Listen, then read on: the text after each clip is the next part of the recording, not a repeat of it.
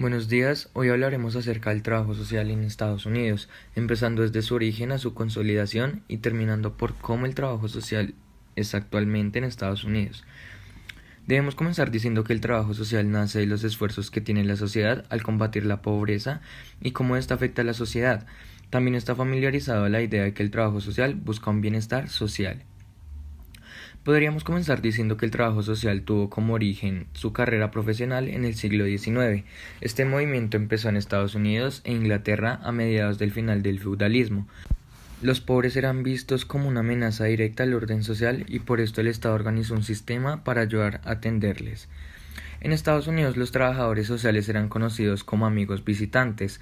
La iglesia les pagaba a estos por dar oraciones, enseñar el evangelio y dar alivio a los problemas sociales, mientras en Europa los sacerdotes eran asignados para administrar toda la movida de los pobres y sus problemas.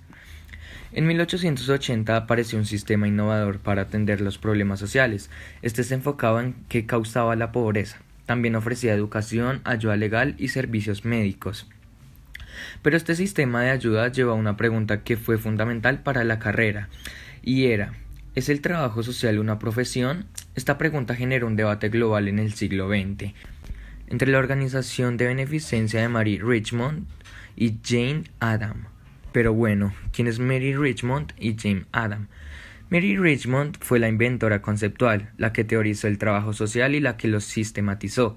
Esta formalizó sus técnicas y contenidos y montó el invento. Todo ello antes de que las mujeres americanas tuviesen el derecho a voto. Por otro lado, Jane Addams era una socióloga feminista, también trabajadora social y pacifista. Esta se encargaba de reformar a Estados Unidos. Entre estas dos mujeres se esforzaban en disminuir la carga pública de los pobres a través de servicios directos, también con oraciones. Los amigos visitantes primero estudiaban e investigaban las solicitudes de ayuda, luego separaban a las solicitudes en diferentes clases y generalizaban a los que merecían y a los que no merecían esta ayuda. Luego los ayudaban dándoles apoyo emocional y refiriéndolos a diferentes lugares para que los ayuden.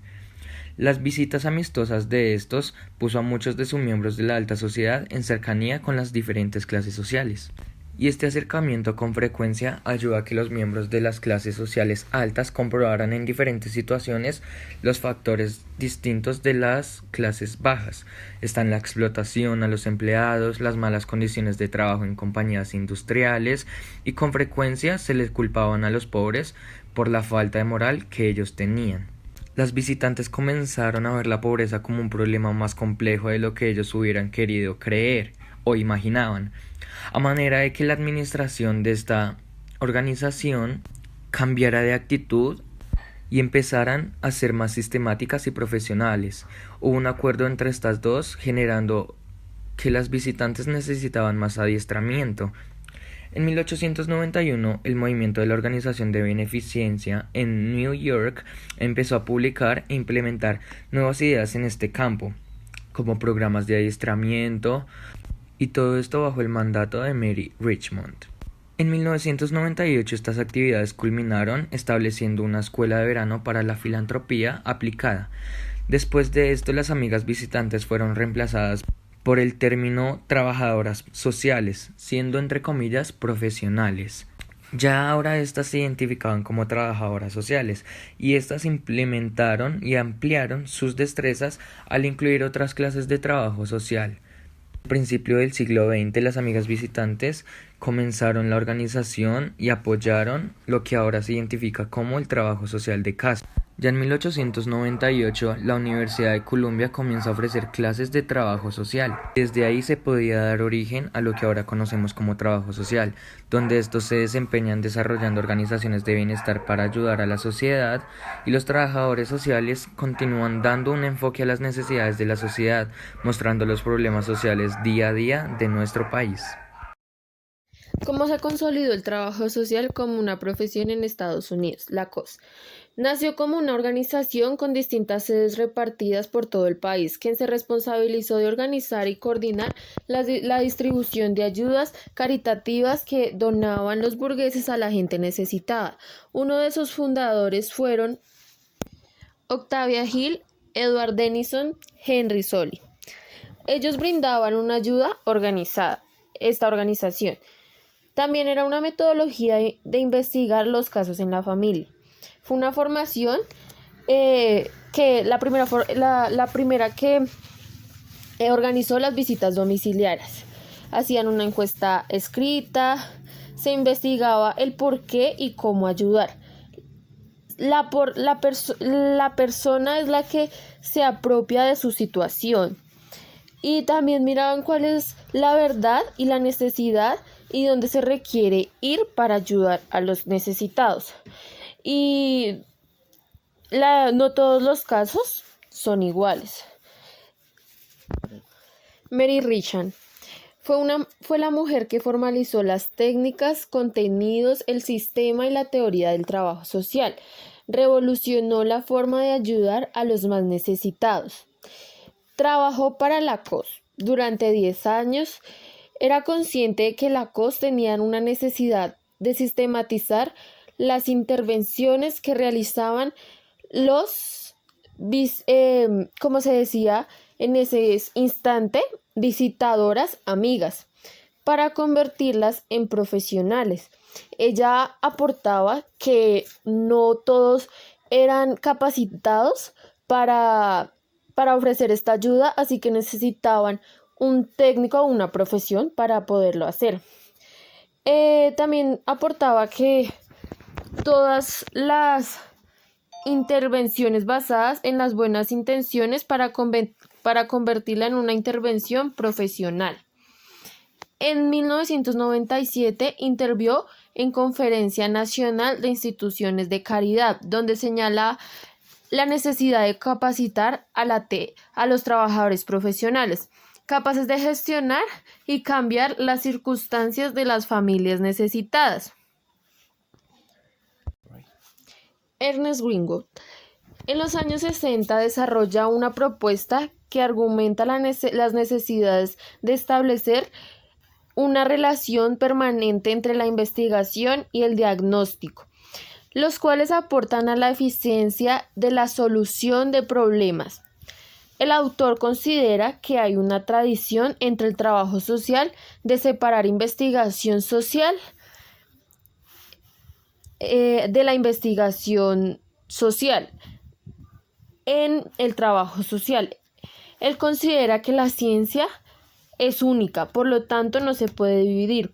El autor termina afirmando que nadie puede ayudar eficazmente a otros en la solución de problemas sin investigar y conocer previamente. El asistencialismo le ayuda por amor al prójimo. Se caracterizan por la ausencia de investigación y consecuentemente por no producir ningún cambio. En el trabajo social actual influyó mucho el autor Ernest Greenwood, quien fue un maestro, congresista y representante de los Estados Unidos. Él clasificó la profesionalización del trabajo social en 3 fases. La primera es el surgimiento de la profesión, en donde durante la Primera Guerra Mundial había una estrecha relación entre la ciencia social y el trabajo social. De hecho, muchos científicos sociales buscaban en ese entonces una reforma social, por lo que hubo un tiempo en el que ambos pertenecieron a la misma organización. Esta se llamaba The American Science Association, que, como les digo, fue una organización sin fines de lucro que buscaba el progreso de aportes científicos y la ayuda entre ellos mismos. En la segunda fase, que se da entre 1918 y 1939, que es el periodo de tiempo en el que acaba la Primera Guerra Mundial y comienza la Segunda, es donde se separan las ciencias sociales con el trabajo social, ya que los científicos comienzan a buscar un estatus para sus disciplinas y los trabajadores sociales no ven un aporte significativo para su profesión, por lo que estas dos se separan. Pero ya en la tercera fase, que va desde 1945 hasta la década de los 60 más o menos, donde se produce de nuevo un acercamiento entre estas dos, donde por un lado pretenden confrontar la práctica a través de la experiencia y por el otro tener mayor base teórica. Estos fue que a partir de estas tres fases que nos plantea Greenwood es útil comprender o tener una vista más amplia de la profesión del trabajo social. Me gustaría mencionar que se agregan métodos al entonces llamado servicio social, llamados métodos secundarios, que eran la investigación social, supervisión docente, organización y administración de agencias de bienestar. A esto se les llamó metodologismo aséptico. Aséptico era porque se le consideraba el servicio social desde una perspectiva neutra, objetiva, fría. Y según la caracterización de Ander Eck, que es un sociólogo argentino, la disciplina buscaba mejorar y tener más métodos con técnicas bien hechas. Ya para finalizar, según Greenwood, concluye que el trabajo social es una profesión que ya reúne los siguientes criterios. Primero, cuenta con teorías que sustentan su quehacer. Segundo, tiene autoridad profesional.